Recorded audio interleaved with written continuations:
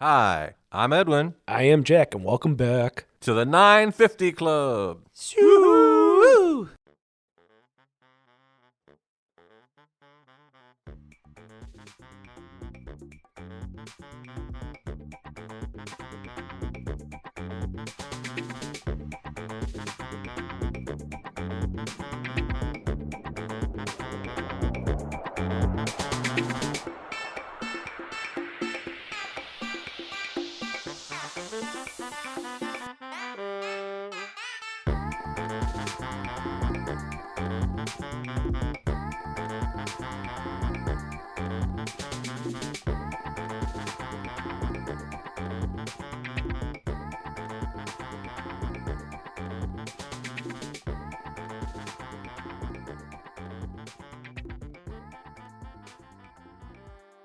Hi, guys. Welcome back to the 950 Club.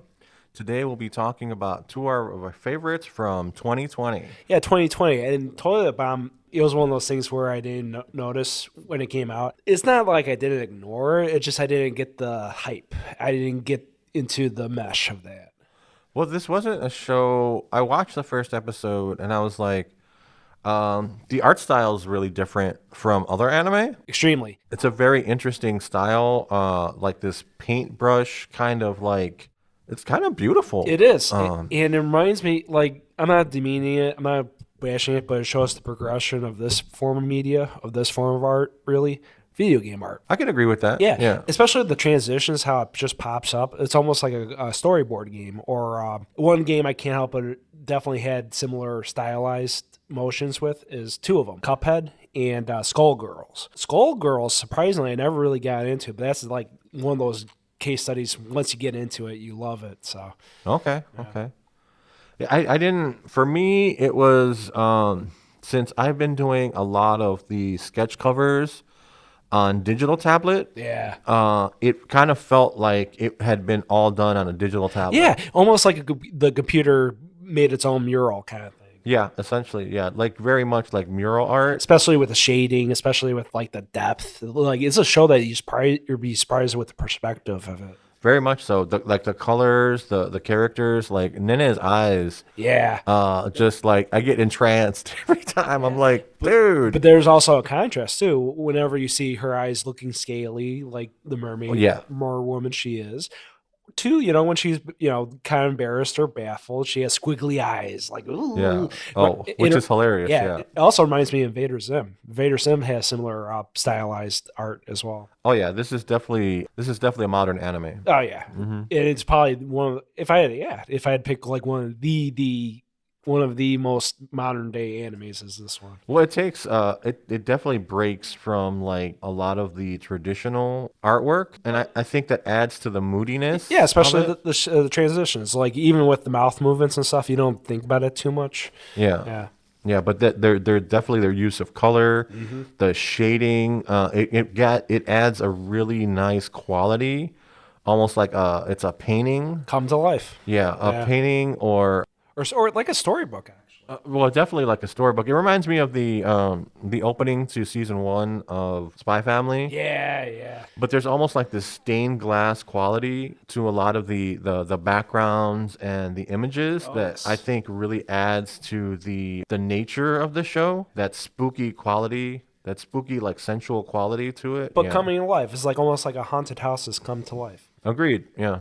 Which definitely fits with what the show is about. And the creator of the manga series, the name is Idarlo. Yeah, this is the only one he's done. And as of this recording, I think it's up to 21 volumes. Oh, wow. Yeah, and I think the first season covers only like the first 6 or 7. Oh wow. Yeah, roughly. Okay. So they definitely have more material to adapt. Yeah, we'll see what happens kind of thing, but I won't be surprised if they do 3 or 4 seasons. Yeah, I wouldn't be surprised either. In Toilet-bound Hanako-kun, let's talk about what the show is about. The show is about the relationship between Nene Yashiro and Toilet-bound Hanako-kun, Yes. who is a spirit that lives in the girls' washroom. Yeah, and it starts off like a fable. Yashiro, she's a little tweeny girl, and when you get to that certain age, you think about those things when you're she's boy crazy. Boy crazy, but also popularity crazy. She wants to have like this attention onto her. Well, her best friend is like the most popular girl in class. Yeah, Aoi.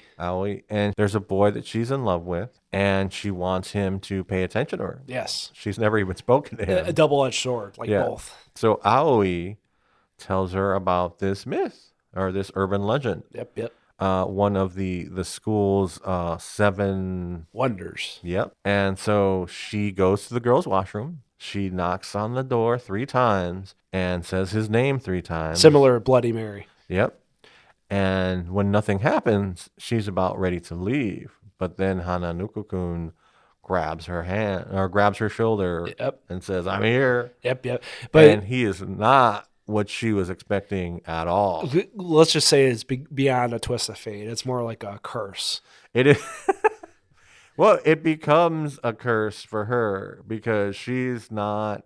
I think if she had listened to him carefully, listened carefully. That's the key thing. Like you can listen and be like, okay, you have to weigh your options though. I think if she had listened to him, I think she would have been okay. Nene kind of gets herself into a whole lot of trouble throughout the show, repeatedly.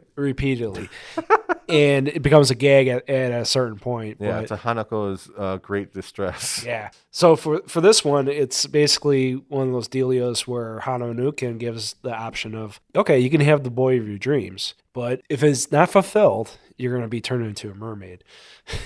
Yeah. It's very be careful what you wish for. Yeah. And she does. She becomes a mermaid. Yeah. Because the boy turned her down. The boy turned down everybody. Yes.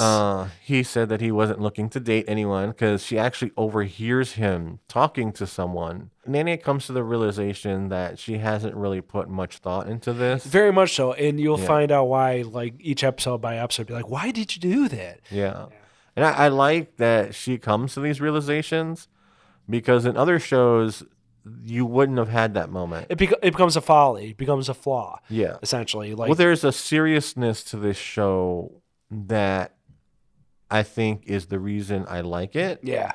Because there's an absolute silliness, cartoonishness to it as well. Mm-hmm.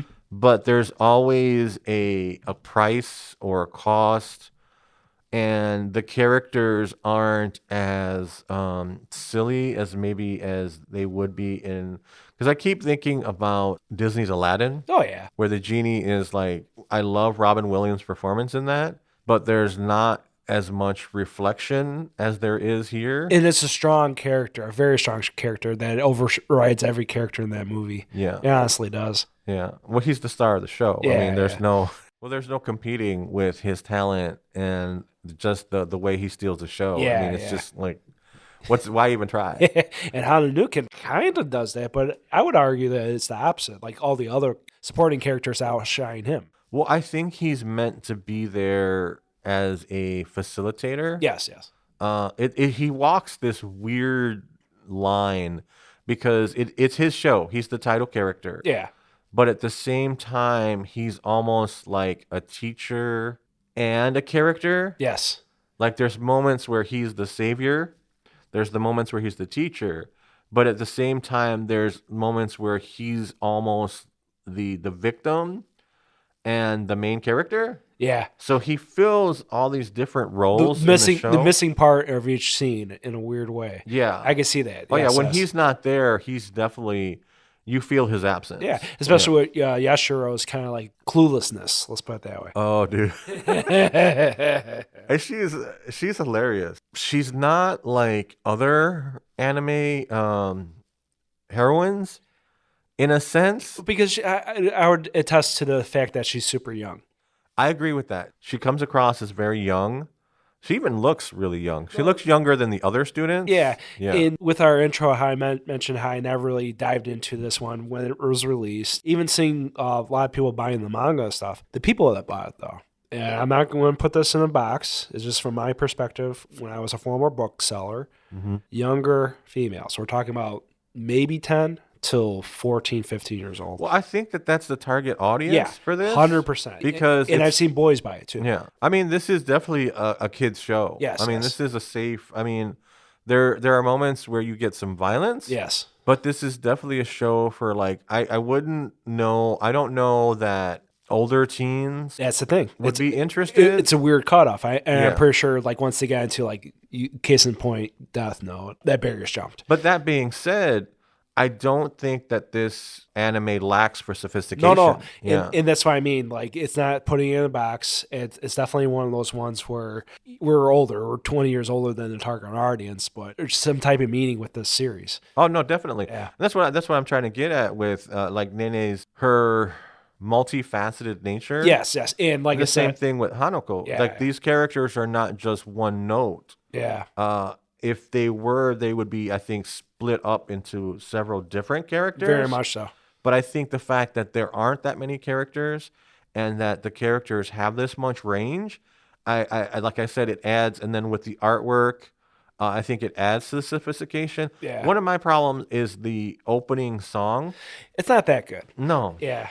I don't think it fits with the show. Well, it tries to. Like, it has like that broadcast noise, then it becomes loud. Like, da da da da da da da. It's like it's a rock score. Yeah. When I feel that it should have had, like, we'll be talking about Sleepy Princess and the Demon Castle. Yes. Whose opening intro is like whose opening song is one of my all-time favorites. That's going to be a long discussion. And for everything that Hanako-kun does right, I think that the choice of the opening song, I just didn't agree with it. It also ties into my point initially when we started this thing with Yashiro, the target audience, like the main character not being that typical, being that young. Yeah. The music as well reflects on that. It's definitely just a different like scope of things, especially for a younger reader getting into anime and manga. And then it doesn't add to the creepy, spooky nature of it. Yes. It just sounds very rock, very contemporary. But also to a strength, like it's a show that's not supposed to be eerie. It's a show that's not supposed to be like, ooh. No, like, I don't. Like Elfin Lied. No.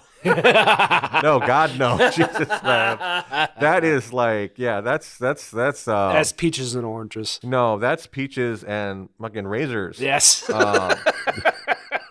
That's two separate universes completely. Yes. That's what I mean. Yeah, but still feel that they kind of missed out on having a little bit of spookiness. Yeah, and a little bit more for the older, like the ones that jumped into Death Note. Well, I think even I mean, this could be like a direct like line to Death Note, but this is nowhere near as dark, thankfully.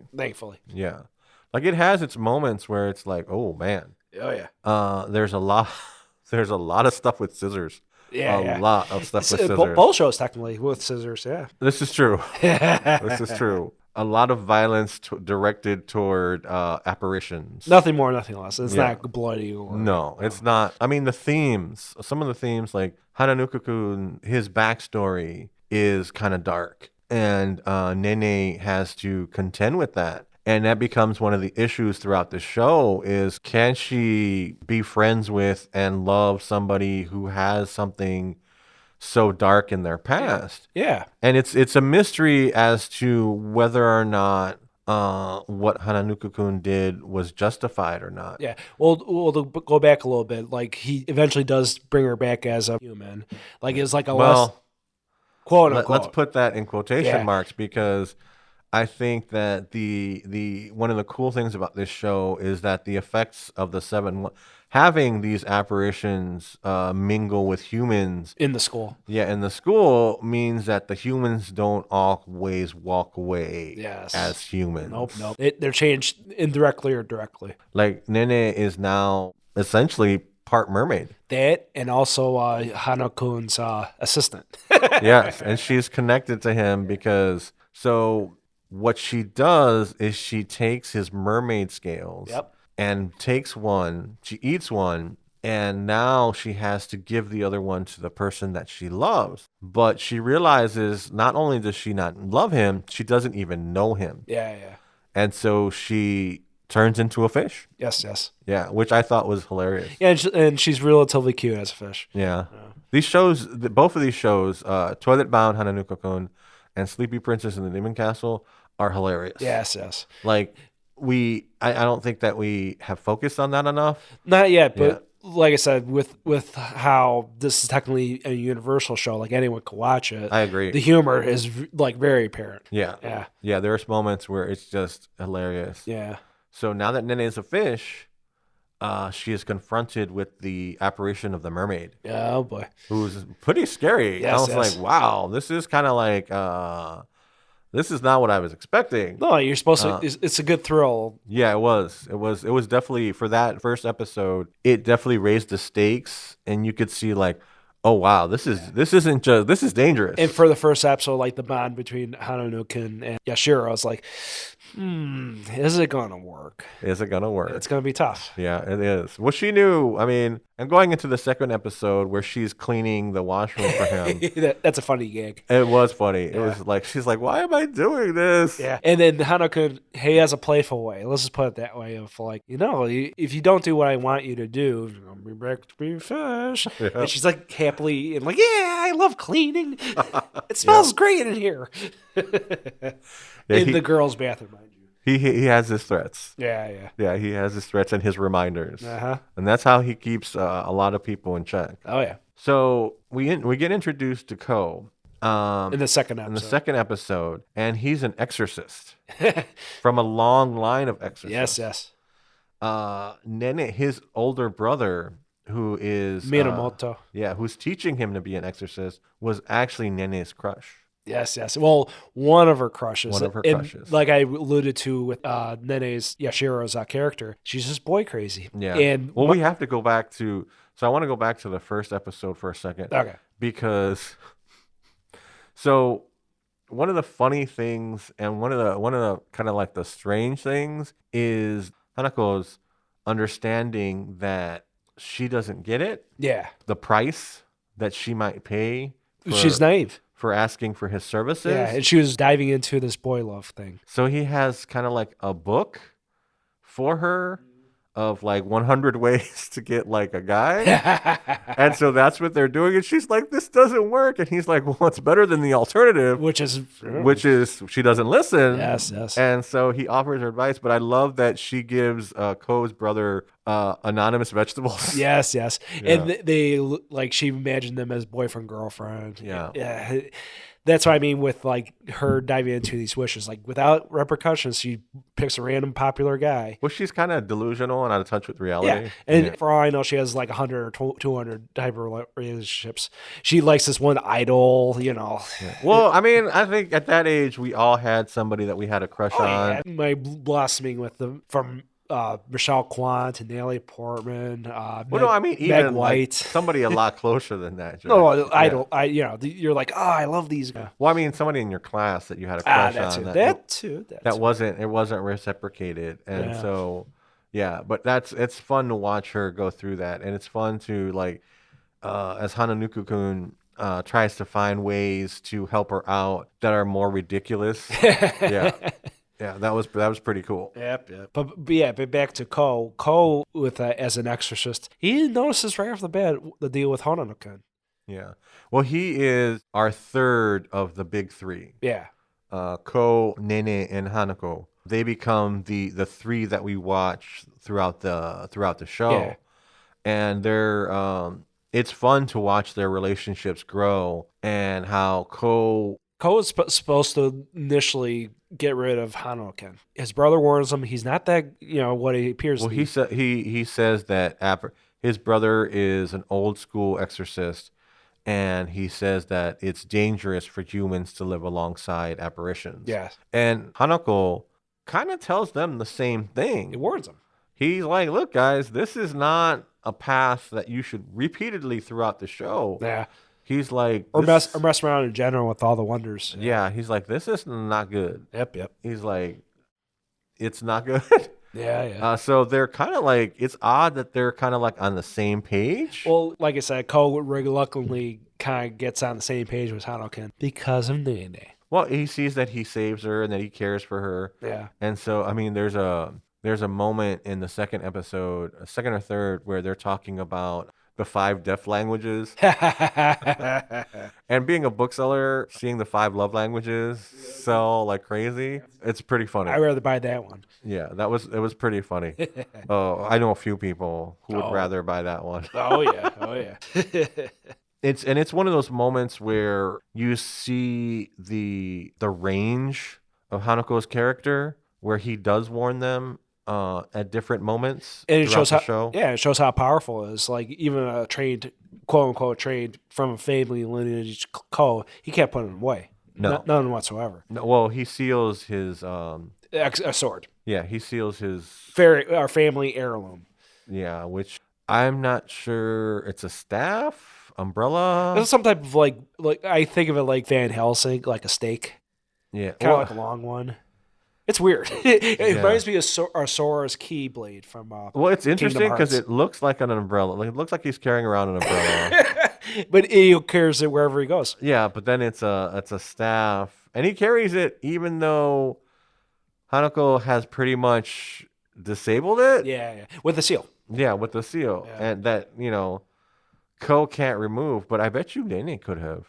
Well, Nene has that Interestingly enough, yeah. Nene has that power. Let's put it that way. Yeah, she's the priestess. Yep. Yeah, which becomes very odd and interesting as the show goes along. That's what I mean. It really puts it at bay cleverly. I would say up till episode 10 that it reveals like, yeah, you're kind of important. Yeah, she's kind of special because Ko can't do it. Hanako can't do it, but Nene can. So getting back into Ko, he's an interesting character. He's my favorite. The more I think about it. Really? Yeah. Oh wow. Okay. Surprisingly so. Like it's what I would dismiss. Not gonna lie, because he's like, the baffled kind of like almost like Fred from Scooby Doo type. I get that. I get that. Kind of like the reasonable like protagonist, but it's not the protagonist. Yeah, but he wins me over mainly because of how how dismissed he is, how engraved he is with Nene.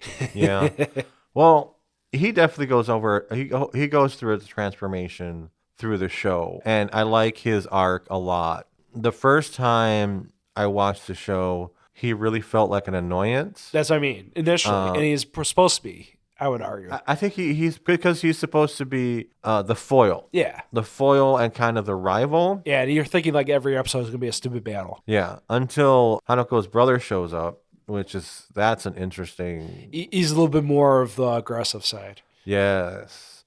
And I wonder if when Tsukasa shows up, there's subtle hints as to Tsukasa playing...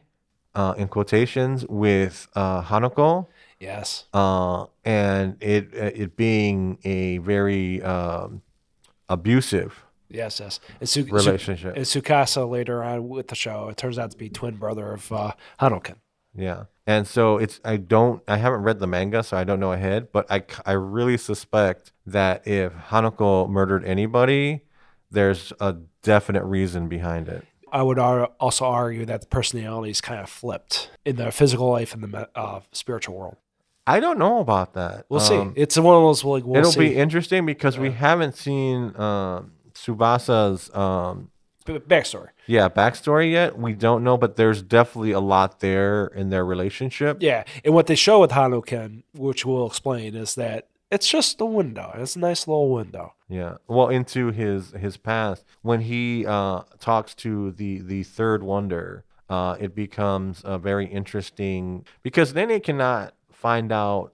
Hanako doesn't want to talk about his past, and I think there's a very interesting kind of dynamic there. Yeah. Kind of like, because there's another character that comes along later in the show where essentially if you resolve the apparitions, if you resolve the reason that they're sticking around, they have to leave. That's kind of one of the things that we've learned about ghosts in general, is if you resolve their earthly issue, they're able to pass on. Yeah. And I'm wondering thus the term rest in peace. They have no rest until they have peace. So I'm wondering with the school apparitions, especially Hanako, because Hanako has this side to him where he feels like an apparition that's trapped for some reason, like he's haunted by something. But he's so loose about it and accepting in a weird way. Well, because he has this kind of like, and that's the thing that one of the things that I liked about this show so much is that these levels of complexity.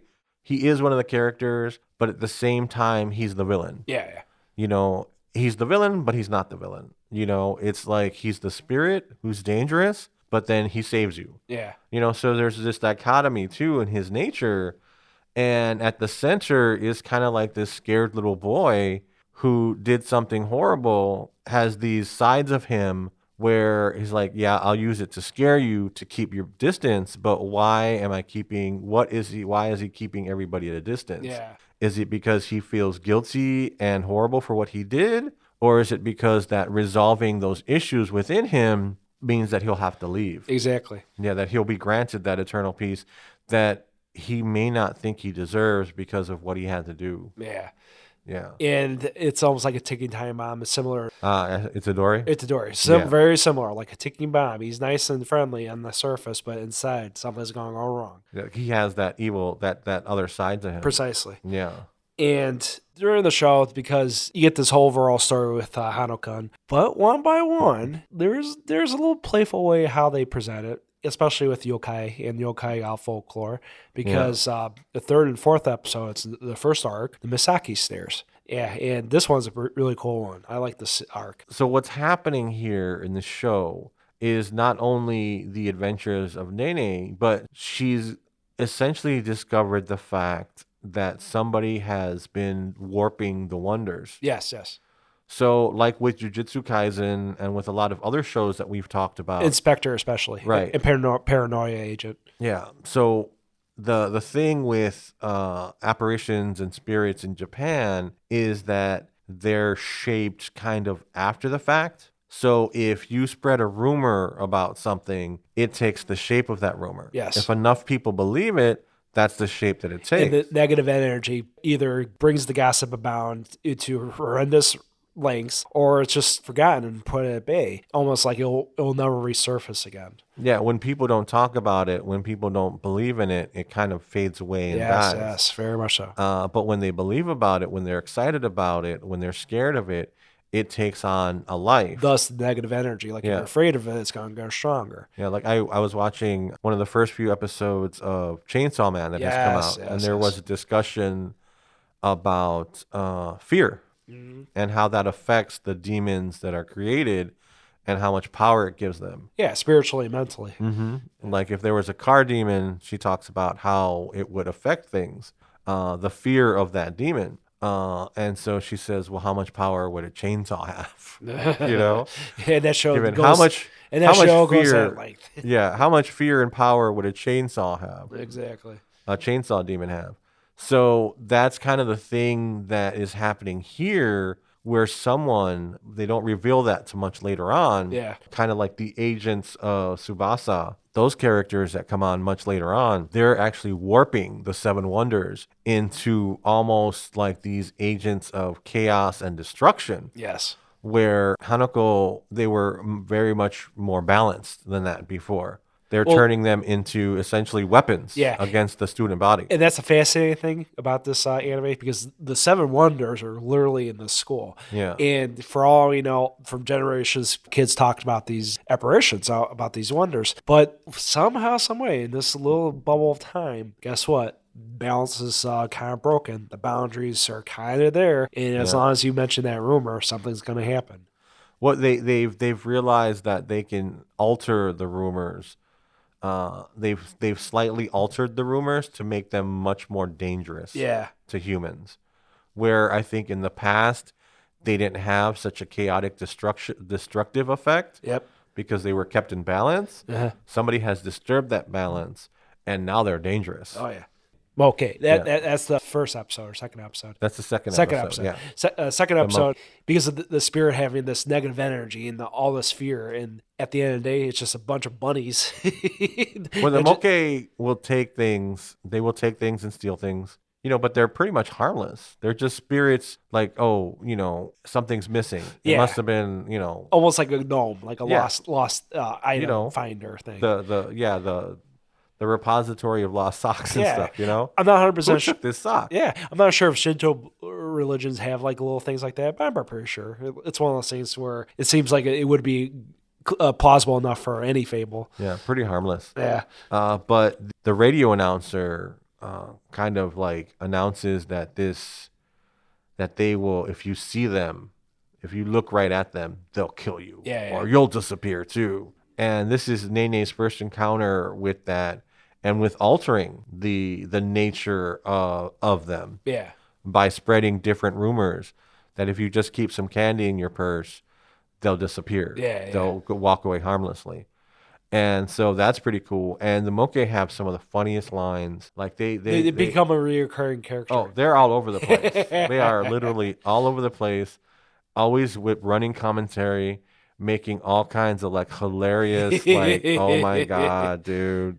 The comments that the little comments in this show, the snide little comments, like here and there, are hilarious, man. One of them was like in like the final episode was like, yeah, that character's kind of ugly. Like imagine a little pink bunny mentioning that. Like, oh, you're ugly. Yeah. Daikon legs. Daikon legs. There you go. Yeah. But yeah, that's the first one, and you assume it'll be like that, where it's just like, oh, that's nothing. I'm not gonna be afraid of any more of these yokai or these spirits. Oh no. The second one though, the second arc. The Misaki Stairs, technically the fourth library. That's an interesting one. Well, the fourth library is like its own arc. That's the third on. one. That's the third one. Yeah. My mistake. The fourth stair, it's pretty scary, mainly because of what this fourth stair does. Is whenever you step on it, you're gone and forgotten. Well, you're transported to another world. Yeah, in the physical world, you're gone. Yeah, but you become forgotten essentially. Yeah. Well, you're essentially erased from existence. Yes. You're transported to the boundary between life and death, and you're neither alive nor dead. Yeah.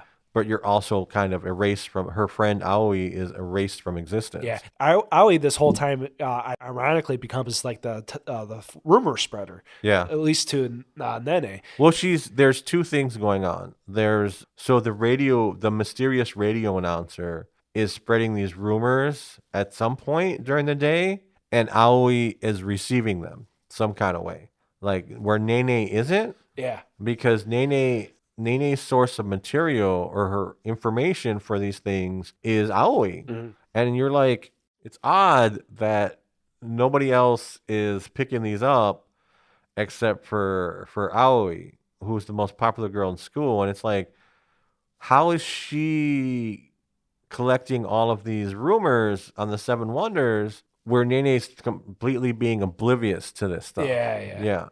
It's like, okay, that was a weird little quirk of the show. Well, like I said, it's mainly Nene being naive. Well, it is her being naive, but there's also a real separation. Yes. Between like the spreading of the rumors and Nene picking up being told the rumors, and ultimately having her power at bay. Until we fully understand what she can do. For the first 10 episodes, she basically is like just walking into like a dynamite field all the time. Yeah. It's one trap after another. Yeah. And specifically with the Misaki Stairs, it's a nice turn because you go to that different dimension for the first time, at least with the wonders. And this particular wonder, Misaki, she's trending.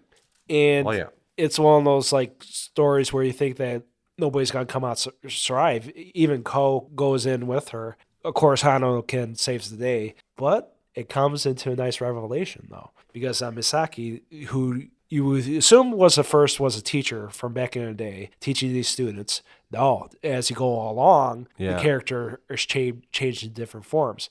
It turns out to be a student that has a crush on her teacher. Yeah. Well, she wasn't even a student. He was teaching essentially an apparition. Yes.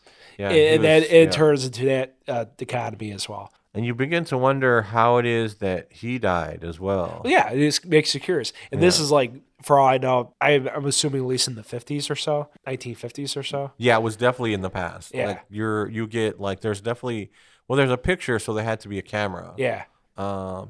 I don't remember if the picture was black and white or color. It feels like it. Might have been. So yeah, it was definitely in the early ages. You start to wonder how long all of these people have been around. Well, specifically Hanako-kun's definitely has an apparent timeline, surprisingly. And Hanako-kun, how he's dressed up like like during the imperial times of Japan, at least the student uniform. I think they did that in the 50s and 60s, maybe for private schools. Well, or military school, essentially, because he looks militant. Well, he talks about the moon landing, and that was in the 60s. That's what I mean. That's the only one where it's specific. Yeah. So it's been at least 40 years for him. Yeah. He's been dead for 40, 50 years maybe. Yep. Yeah. And so the mermaid makes a comment, how can such a young apparition be so powerful? Yes. Which is interesting too. Yes, good call. And how he got his position as kind of he's essentially the sheriff of the Seven Wonders. And oddly, like, the most baffling, powerful one, let's put it that way. Because all the other ones are older, wiser, have like weird boundaries, and you don't even know how they could start with their power.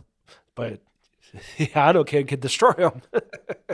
Well, he really can't. It's Nene that does. Which we find out. Mm-hmm. Yeah. It's mainly because Hanako-kun is like the savior, and he knocks down all the bad ones. Well, within their realms, within their boundaries, they have a certain amount of power. Yeah. And while he's powerful, he isn't all powerful within their boundary. And so I believe that he can't directly destroy them, but oddly enough, Nene can. Mm-hmm. Being that she's human and that essentially they call her his priestess. Yeah, and we eventually learn later on with these boundaries, they also protect a special thing for all these wonders. Yeah. With all these boundaries in their special forms, there's a little thing that they protect more sacred than anything. And this is pretty much like their power source. And then it's called the Yoshiro. The seal. The seal. It's basically like the seal. Like once you unpack it, it pretty much, it's almost like an orb. What's an object that they have a seal on? Yeah. Like I believe for Makasi staircases, hers was the scissors. Yeah. With the seal on it. Yes. And with the 4 o'clock library, it was the moon rock with the seal on it. Yep. Mm-hmm. Based with Hanako-kun as well. Yeah. Yeah. It was, I know with the, what was the name of that boundary? And each boundary has a name too. Yeah, the 4 o'clock library was the next one, and then the most 4 o'clock one you definitely have to dive in because that one's kind of unique. Yeah.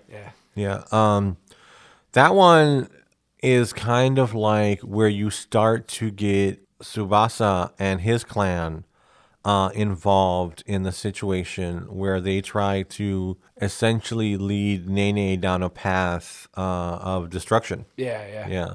Like later on when he says, "Oh, you're alive?" Yeah. Like, how is that possible? He's like, "Good for you." Well, shucks. Well, damn. My attempt to kill you didn't work? Well, that's okay. Well, you're awesome. We like you. It's like, well, that's okay. I'm sure it'll work this time. It's like, oh, shit. Yep. I love where he grabs that poor guy, where he grabs poor Mitsuba. Mitsuba's trying to have a conversation with Ko, and Tsubasa grabs him and says, "We don't have time for this right now. If you'll excuse us," and then takes him back to fight Hanako. Yeah. Well, with Mitsuba, that's one of the later arcs. Probably one of the most important. I didn't expect it to be that important. Yeah. Well, I didn't expect to see Mitsuba again.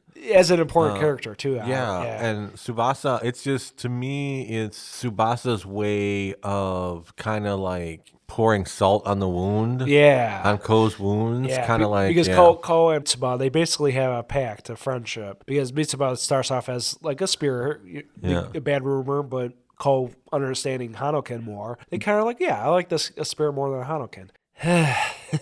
Well, I think it's Hanako's kind of concern for Nene and his attempt to help to balance the wonders instead of destroying them. Because along the way, Hanako is saving humans. He's saving human lives because he's like, the wonders aren't supposed to take your life. You know, they're there to scare you and to like warn you away. Essentially, he says, fear is the only thing that humans respect. Yeah. Because he says, you're not supposed to interact with these things. Stay away from them. And if we tell you, you don't listen, you act so foolish, you don't respect what these things are, but you respect the fear. Yeah. He's like, fear is the only thing that you respect, so that's what we give you. But they shouldn't be as powerful as Tsubasa is making them. No. And from there, like I said, kind of like a weird almost 3-episode arc where Mitsuba basically becomes a new wonder. Yeah. For context, Suzuka, the evil twin brother of Hanako-kun, he pretty much appoints him as the new wonder after killing the old wonder. Which I thought was absolutely terrifying. Yeah. And this wonder was a wonder of the halls, and it was terrifying as it is. Yeah, the Hell of Mirrors. Hell of Mirrors, there you go. Yeah. And it's a crow like yokai, like almost like a headless crow thing. Yeah. Really scary looking. But Tsukasa wipes him clean in the most gruesome way in the whole show. He kind of, so Nene's there with Mitsuba, and she's been pulled there by Mitsuba. Yeah. Mitsuba. And they're kind of trying to escape, so they kind of become friends, and then they run into the Wonder, and the Wonder's like, well, I'm going to eat your soul, and one of my underlings is going to replace you. And it's like, oh my God, they're terrified. Yeah. So they're running away. And, Nene is so used to Hanako coming to save her, but he can't. No. Because he's afraid that he will make the situation worse. The Hell of Mirrors is that scary place. Well, the Hell of Mirrors reflects whatever it is that you're afraid of. Yeah. So if you're not afraid of anything, if you're not, if you don't hate anything, you're not afraid of anything. And it shows Hanako-kun. It's like you'll walk right through. Yes. But if you do have some fear, and Nene's fear is that no one will like her and everyone will hate her. No one will like her and everyone will hate her because of her what she calls thick daikon legs. Yeah. And she's, like I said, a small, dainty girl. Like, appearances are a million times more important when you're that age. Yeah, that she's very self-conscious about her legs. And so that's what the Hell of Mirrors, that's kind of what the Hell of Mirrors projects back at her. Yes. And when they encounter her, the Wonder that runs the Hell of Mirrors, Nene thinks, oh, great, Hanako has come to save me. But it's not Hanako. It's worse. Yeah, it's Tsubasa. The twin brother. Yeah, he comes in, and like you said, he dispatches the Wonder in a very... smashing his head in. Yeah, like smashing his head into the ground until he's dead. And you're just like, what just happened? Yeah, during the whole show, there's a weird tone of how they handle violence and like icky conversations. Let's put it that way. Hanako does it in a playful way, like like a gesture. Like even though you see the destruction in front of me, there's me. I'm smiling the whole time. Yeah. And then when Tsukasa does the same thing, but you see the corpse right behind him. Like this guy kills. Oh yeah, he's dangerous. Yes. He is absolutely the most dangerous apparition in the school. Yeah, because he is intent on doing things that go against the norms. Yeah, and it's literally Bizarre World, Superman, Bizarre World, very much scenario so. Because even he has an assistant who turns out to be Sakura, the radio announcer. Who's essentially warping the Wonders. Yeah, and spreading rumors across the school. Yeah, and he's using her. Even though she's the more sane one of the group, he's using her. She's cunning. Now it's interesting. I'd be interesting to see what deal she made with Tsubasa in order to, because Hanako and Tsubasa are the yin and yang. So it's like you're like, okay, what did Tsubasa promise? Makes you think. Yeah. And was she human this whole time? That's my theory. Like, I don't think she's human.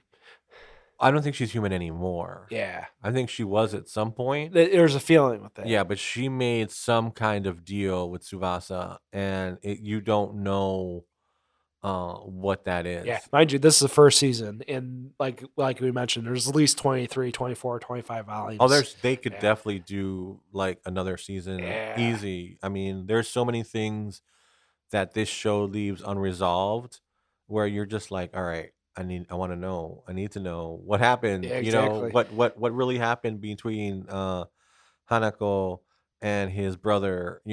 How did this girl come to be, Tsubasa, and how powerful she is too. Yeah, how did she come to be his servant, and what's going to happen to Ko, and where will Mitsuba show up again, and will his brother come into play? So there's all these things, and then will Nene end up in love with Hanako. It's like Ko. yeah. No. No, which one? You don't know. or his brother. I don't know. I don't see that one playing out. No, Sir. I can't. I don't see that route playing out. Dang. Yeah. Nah, but Sakura is also the one who advises Yashiro that she's powerful. Like, you're a priestess. Like, this is your deal. Yeah. Like, holy cow. Yeah. Like, that's why we want you. Why we abduct you, essentially. So. Well, that mermaid, that final episode mermaid. Probably the most interesting finale I've seen in a while. Not gonna lie. It was very. Anime tends to have a climax and then kind of like a subdued episode. Almost like its own weird resolve. It's not like an overall arc resolve, but it's more like okay, for this episode, there's a beginning, middle, and end. Yeah. Yeah, and this one, it was a case study for that because this is like a true story on its own, right? Well, my thing, it's funny because you have Nene who has grown over the course of the show. Yeah. She's become braver. She's become smarter. A little bit, a smidge. Well, let me get to the point that I'm trying to make, Jack. You know, she gets smarter. She has people that she can rely on, friends who support her. You know, she has this network. But at the end of the day, it's just boys. Yeah. It's just boys. They influence her decisions. Yeah, so. it's just boys. What? Hot boys? Yeah. What? Oh yeah, let's go. Oh yeah, and like she even questions like, "Oh, he's so hot." Like it's just a girly talk that you're just like, okay, she's just over her head sometimes. She's just Nene. Yeah. She's just Nene. As long as she's Nene, she'll always need Hanako to come rescue her. Yep. But I think they're both okay with that arrangement. Oh yeah, yeah. More than a passable deal because the final episode with the mermaid, like they offer her like a remedy for her condition. Yeah. Like if you drink this potion, you will never become like a fish again. No.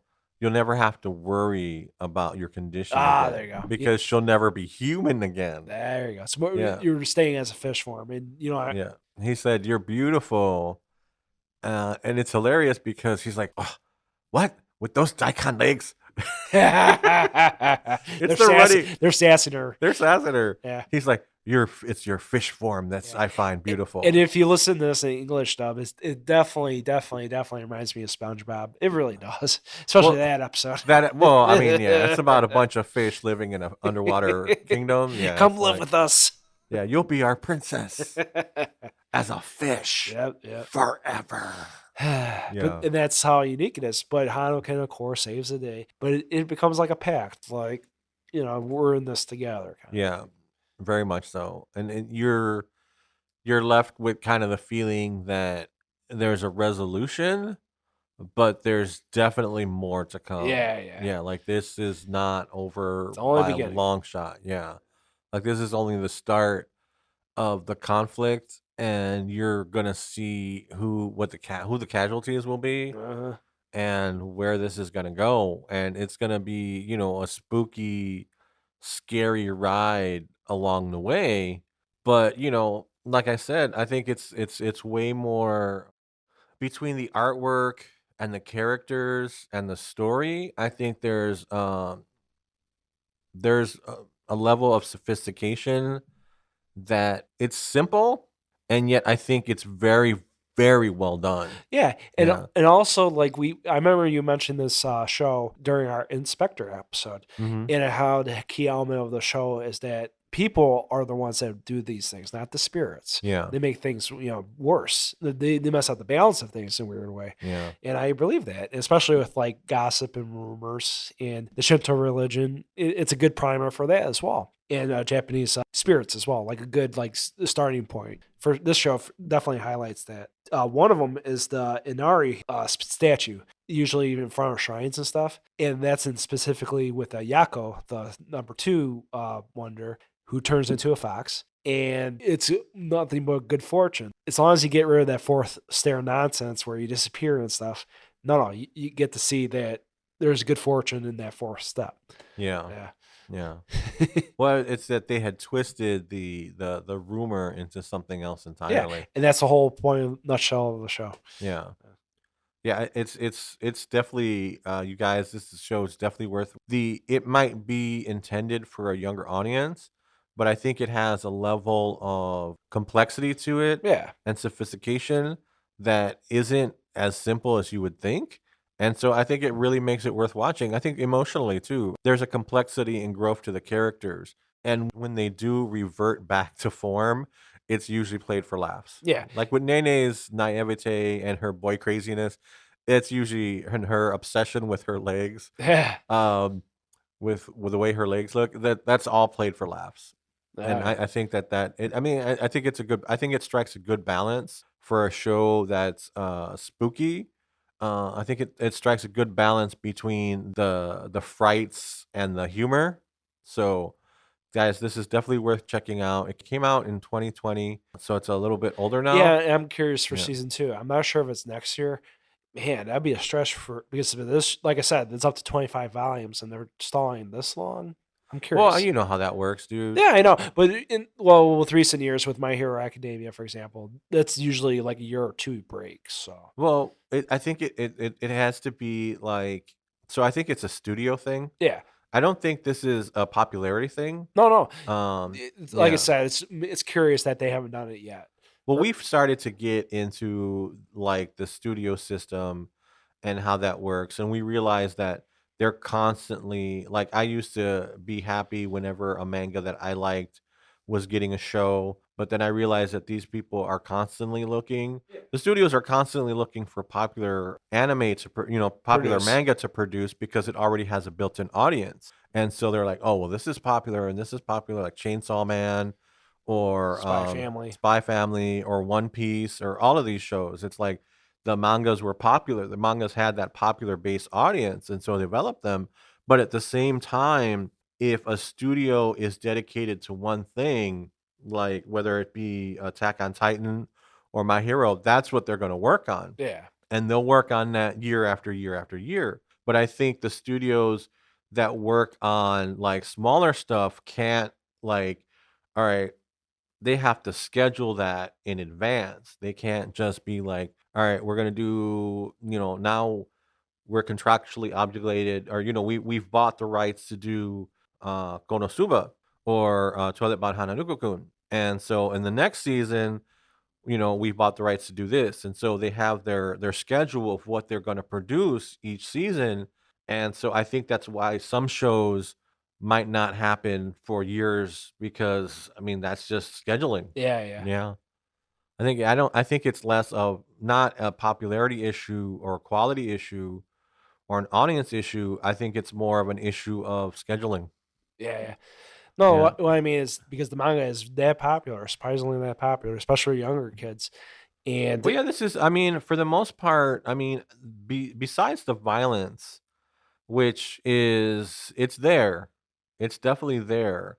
I don't feel that there's anything else in this show that kids can't handle. And with the love stuff, Hanako-kun does get it in a flirtatious way, but it's super awkward kind of demeanor. It makes me think of 8th grade, to be honest. It makes me Well, think. it's like you said, the target audience, is like it's targeted. No.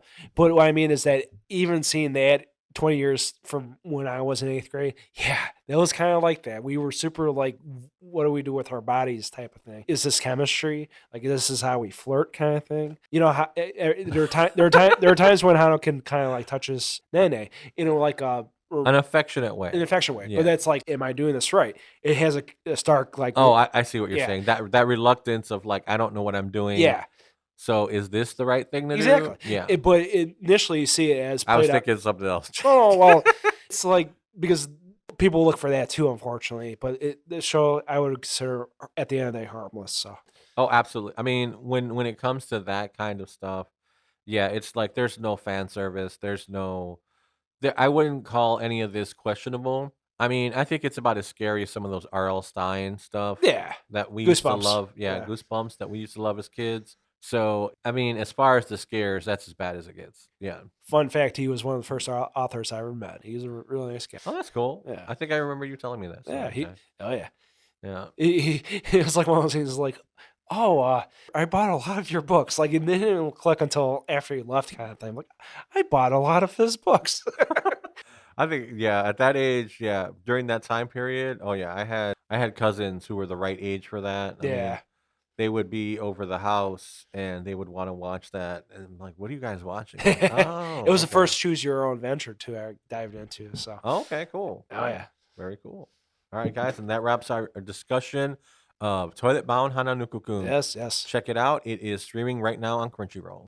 Thank you for listening in to the 950 Club's discussion of Toilet-bound Hanako-kun. Please check out next week as we're going to discuss Sleepy Princess and the Demon Castle, a very, very underrated and overlooked comedy. It's a gem. It's definitely a must for all you spooky fans out there. So yeah, that'll be part 2 of our cute and spooky special. Please like, subscribe, download, and share. It helps our cause and helps our podcast grow. We do appreciate it. Check it out through Spotify, iHeartRadio, Podbean.com, and YouTube. Thank you again. Bye-bye.